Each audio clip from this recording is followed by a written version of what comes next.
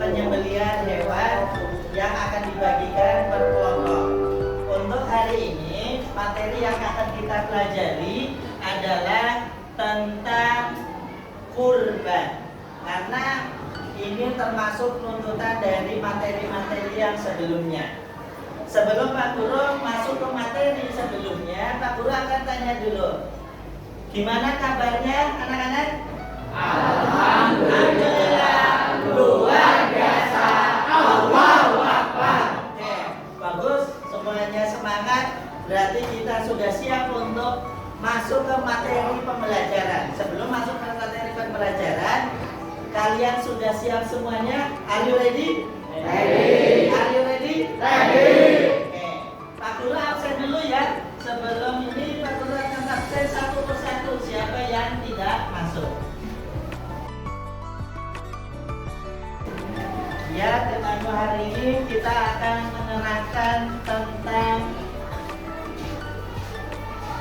bab kurban. Sebelum Pak Guru masuk kepada bab kurban, akan diterangkan bagaimana alurnya kita pembelajaran pertama. Yang pertama adalah akan diterangkan kegiatan pembelajaran hari ini. Kegiatan pembelajaran menggunakan class point. Ya, ini seperti game. Class point, ntar Pak Guru akan share kodenya dan untuk kalian bisa masuk ke dalam dan berinteraksi secara online. Yang kedua, penyampaian materi, diskusi dalam kelompok. Ntar Pak Guru akan bagi kelompoknya untuk berdiskusi di materi ini. Kalian bisa tuker pikiran dengan teman-teman ya untuk mendapatkan satu jawaban dalam berdiskusi itu.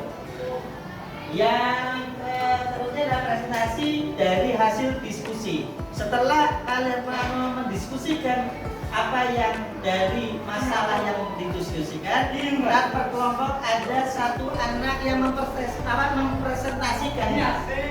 Dan yang terakhir adalah tanya jawab. Nah, saling bertanya jawab, sharing, dan ada post-testnya. Oke.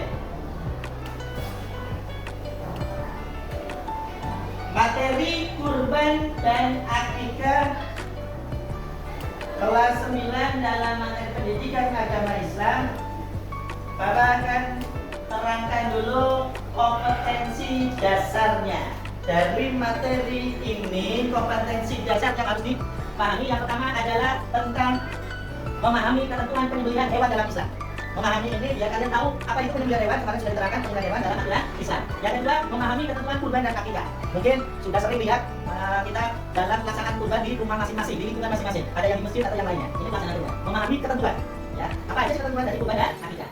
Yang ketiga adalah kajian kompetensi dasarnya dalam memperagakan tata cara penyembelihan hewan. Ini untuk kita mempraktekkan. Maka Pak Guru akan memberikan kelompok tugas kepada kalian, yaitu tentang tata cara penyembelihan hewan, bukan hewan kurban atau akikah. Berarti ntar prakteknya menyembelih beneran, yaitu hewan yang sering kita makan, ayam aja dulu, yang paling kecil. Nah, kalian ini bikin runtutan bagaimana cara menyembelih hewan, divideokan, lalu setelah dokumentasi, kalian ini ntar diperagakan tata caranya yang sesuai dengan aturan Islam. Yang akan menjalankan pelaksanaan ibadah kurban dan akikah di lingkungan sekitar rumah. Tujuan dari pembelajaran ini, semoga siswa diharapkan bisa menjelaskan pengertian akikah dan kurban. Dari hasil itu juga siswa tahu ketentuan akikah dan kurban. Diharapkan siswa menentukan dalil yang berkaitan dengan akikah dan kurban, mempraktikkan tata cara penyembelihan hewan akikah dan kurban, mengembangkan nilai-nilai karakter budaya bangsa seperti peduli sosial dan tanggung jawab dalam pembelajaran hewan akikah dan kurban. Materi pembahasan yang minggu kemarin adalah tentang penyembelihan hewan.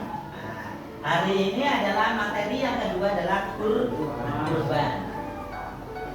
Oke, sebelum masuk ini mungkin kalian Pak Guru akan memberikan soal sebelum masuk pembelajaran. Pak Guru akan memberikan soal. Silakan keluarkan dulu HP kalian masing-masing. Bawa HP semuanya. Keluarkan HP kalian masing-masing.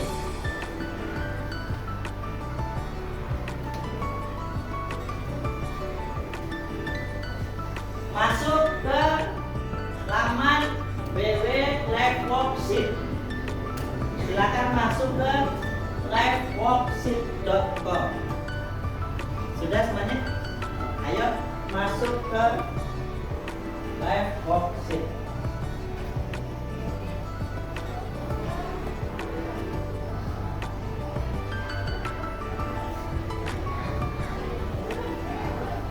Sudah? Sudah masuk? Jika kalian sudah masuk, pada laman Liveworksheet itu ada pertanyaan, silakan kalian jawab pertanyaan itu sepengetahuan kalian. Ya, sepengetahuan kalian. Silakan kerjakan. Pak Guru kasih waktu 5 menit. Ketik namanya dulu. Dan di situ ada nama, kelas,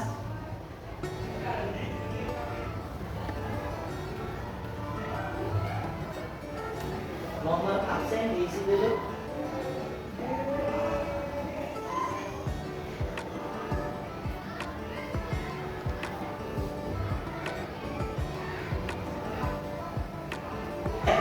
Sekarang kalian keluarkan dulu buku paket dan buku tulisannya. Kita mulai pembelajaran tentang kurban. Sebelumnya Pak Guru akan membagikan ini pamflet. Ini tentang materi yang akan kita pelajari hari ini tentang kurban.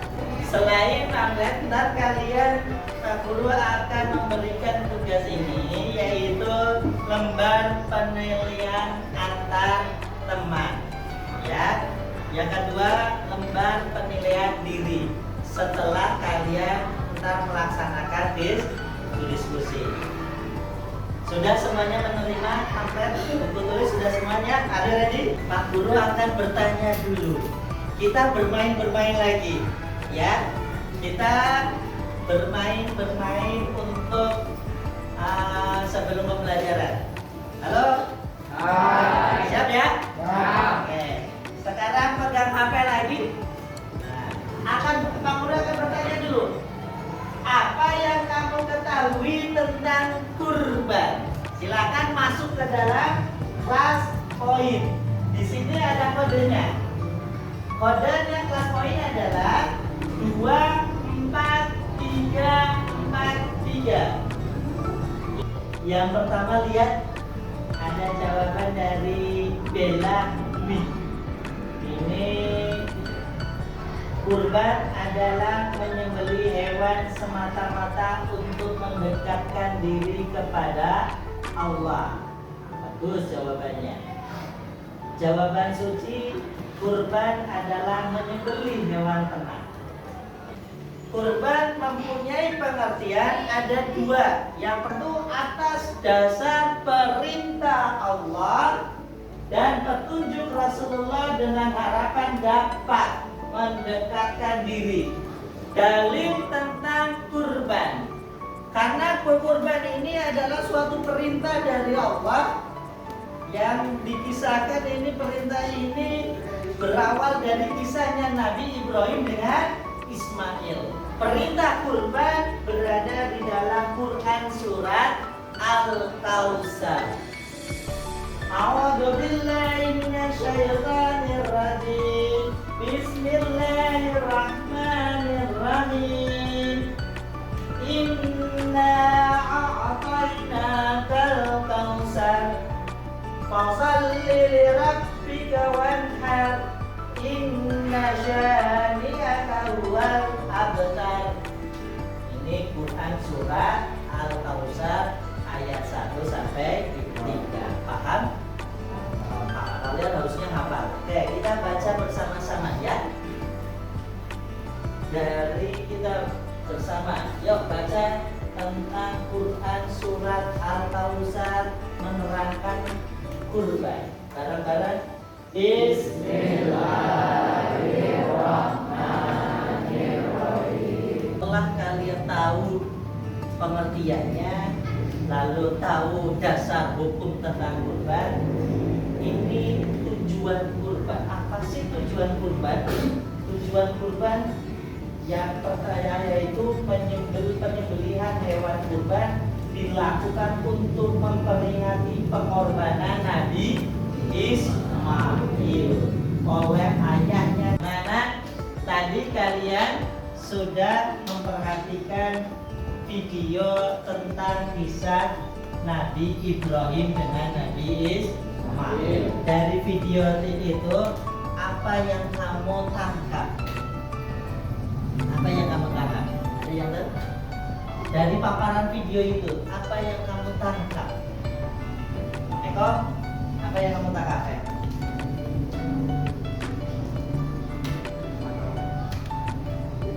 Rasa ikhlas seorang anak kepada ayahnya yang disembelih. Gimana? Rasa ikhlas seorang anak kepada ayahnya yang mau disembelih. Rasa ketaatan anak kepada ayah. Ya, jawaban kata Eko bagus karena Eko menjawab bahwa itu ada rasa ketaatan seorang anak kepada ayahnya. Ketaatannya yaitu dia mempasrahkan diri, menerima apa yang diperintahkan Allah kepada sang ayahnya. Berarti ada ketaatan kepada ayah, ada juga ketaatan kepada Allah. Untuk yang dari perempuan Luciana gimana? Apa yang kamu ketahui tentang dari pemaparan yang tadi video? Keikhlasan seorang anak yang menerima ujian dari Allah. Keikhlasan seorang anak, seorang ayah Yang menerima ujian besar dari Allah. ini dari paparan pandangannya Luciana, ini keikhlasannya. Rasa ikhlasnya seorang ayah mendapatkan ujian yang besar. Ujiannya apa di sini? Ternyata ujian di dalam video ini menurut kalian kecil atau besar? Tadi kalian tanyaannya, hewan ternak apa saja yang bisa dijadikan kurban? Silakan. Kita lihat jawaban dari teman-teman kalian. Tadi pertanyaannya, hewan ternak apa yang dijadikan kurban? Nah, ini kita lihat Fauzia. Ini tentang sapi dengan domba. Yang kedua, ini unta, sapi ini unta. Jenis hewan yang bisa jadi kurban, ada ketentuannya. Tidak sembarang semua hewan ternak bisa jadi kurban. Jenis hewan kurban yang pertama kambing. Kambing ini ada ketentuannya, yaitu yang sudah berumur 2 tahun. Hewan yang kedua adalah sapi. Sapi rata-rata ini di kita ada kambing dan sapi. Sapi untuk yang dikurbankan adalah yang sudah berumur 2 tahun juga. Tapi ini tidak powel, beda dengan kambing. Yang ketiga adalah kerbau. Kerbau ini sama dengan jenisnya dengan sapi. Maka ketentuannya yaitu sudah berusia 2 tahun. Yang keempat, domba. Kalau domba berumur 1 tahun atau telah berganti gigi. Yang terakhir adalah unta. Syarat yang kedua, jenis hewan ini tidak boleh cacat apapun, ya. Tidak boleh buta, tidak boleh pincang, tidak boleh. Ekornya harus utuh, ya. Apakah A 1 sampai 10 Syawal, B 1 sampai 10 Muharram, atau C 10 sampai 3 Zulhijjah? Kita bermain lagi, silakan. Rata-rata jawabannya adalah C. C yaitu tanggal 10 sampai 13 Zulhijjah. Benar apa salah? Benar. Karena waktu penyembelihan kurban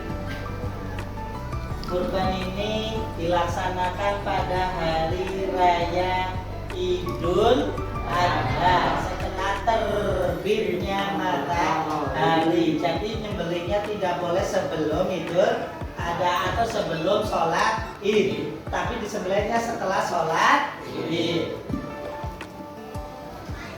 Nah, kapan itu waktunya? Yaitu hari-hari tasyrik. Hari tasyrik adalah hari-hari yang diharapkan untuk berpuasa.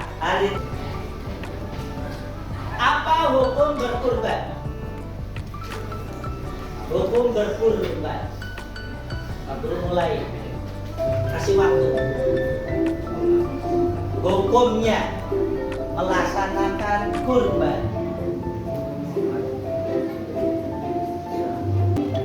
Hukum menyembelih hewan adalah sunnah muakkad. Hewan.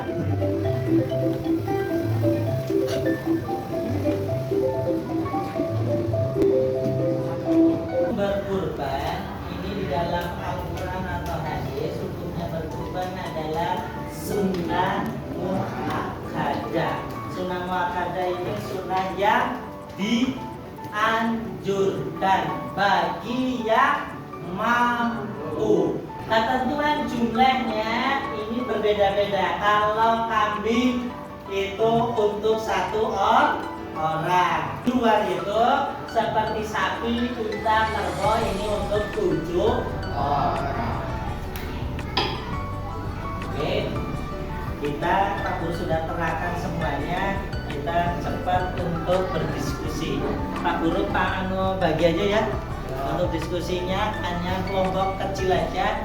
Satu sudah Pak Guru bagi kelompoknya.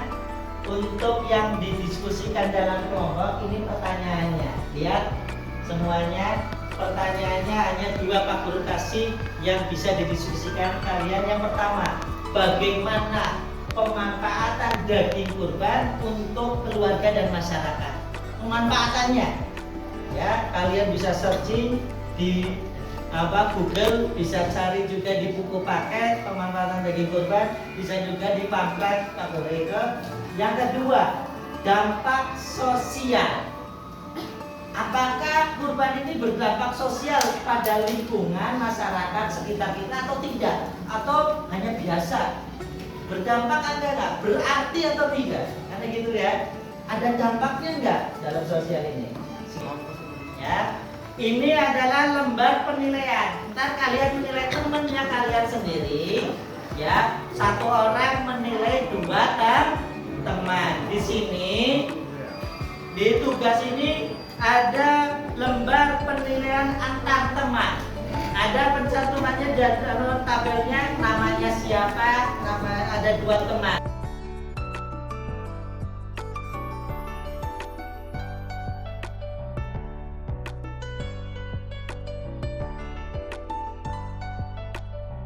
Teman-teman, ini Luciana akan mempresentasikan hasil diskusinya.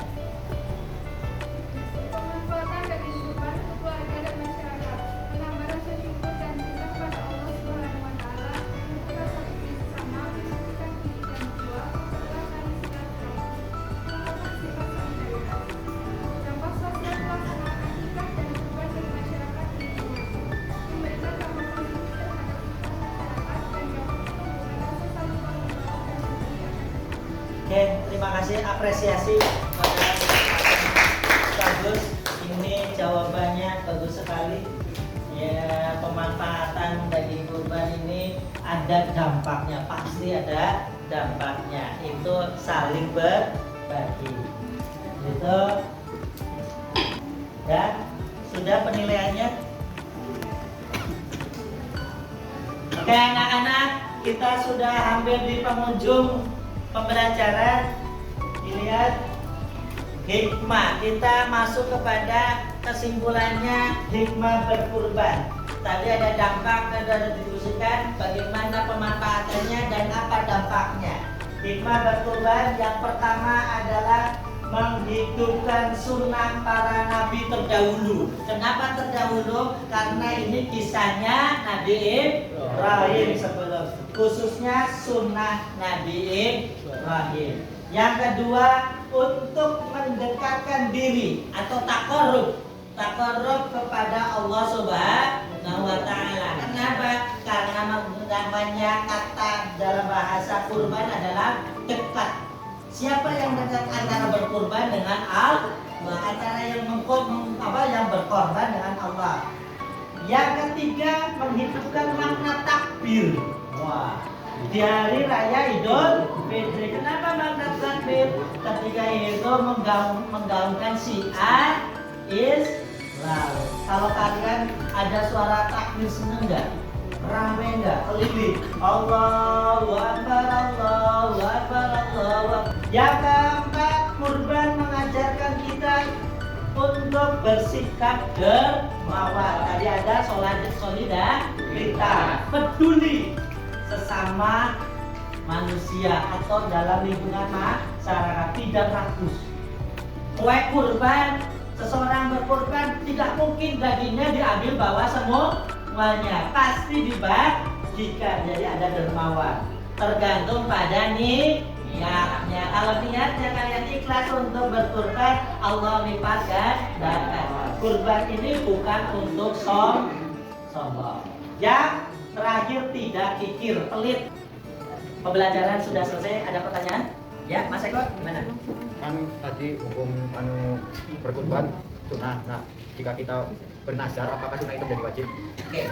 Pertanyaan yang paling bagus itu, Pak Guru apresiasi. Mas Eko ini tadi, Nak Eko ini bertanya, kalau hukum yang berkurban adalah sunnah muakkad. Pak, jika saya bernazar tahun depan saya akan berkurban, apakah itunya hukum menjadi sunnah muakkad atau berubah menjadi wajib? Ayo, pertanyaannya itu sangat bagus. Kita lihat, kalau hukum dasarnya adalah sunnah muakkad kurban ini, tapi ada kata-kata janji. Janji ini nazar ini harus ditepati. Kalau tidak ditepati menjadi hutang dosa. Maka ini menjadi wajib jika mampu. Maka Eko selama itu harus melaksanakan kurban karena nazar. Jadi hukumnya menjadi hukum wajib. Maka asal ada pertanyaan lagi? Ada? Tidak ada. Oke, karena pembelajaran sudah selesai, Pak Guru akan memberikan tugas. Tugas ini berbentuk proyek. Proyek ini project. Perintahnya silakan kalian cari di mesin pencarian online. Pencarian online tentang praktek pelaksanaan kurban. Yang kedua, jangka waktunya dilihat. Jangka waktu pengumpulan tugas yaitu 1 minggu. Dikumpulkan minggu pertemuan berikutnya atau di hari Rabu mendatang. Ketiga, tugas sekurang-kurangnya memuat perumusan masalah, pengumpulan data serta sumber, lalu penyimpulan. Ini seperti kalian bikin makalah. Jadi di sini tugasnya adalah menyusun tugas. Lihat, dalam penyusun tugas ini memperhatikan sistematika laporan, penggunaan bahasa dan tampilan. Dan kalian kumpulkan dalam bentuk makalah. Boleh, silakan Pak Guru kasih waktu 1 minggu. Paham tentang tugasnya? Terakhir, karena itu terakhir ya, silakan kalian sudah Pak Guru terangkan untuk pemahaman. Pak Guru akan tes pemahaman kalian, bagaimana kalian sampai mana materi yang diterima selama pembelajaran ini. Silakan kalian lihat, masuk ke lab worksheet, di situ ada pertanyaannya sampai tingkat mana. Ini namanya penilaian diri proses. Silakan, tadi pretestnya sudah ya. Kalau tadi kan belum diterangkan, ini sudah diterangkan.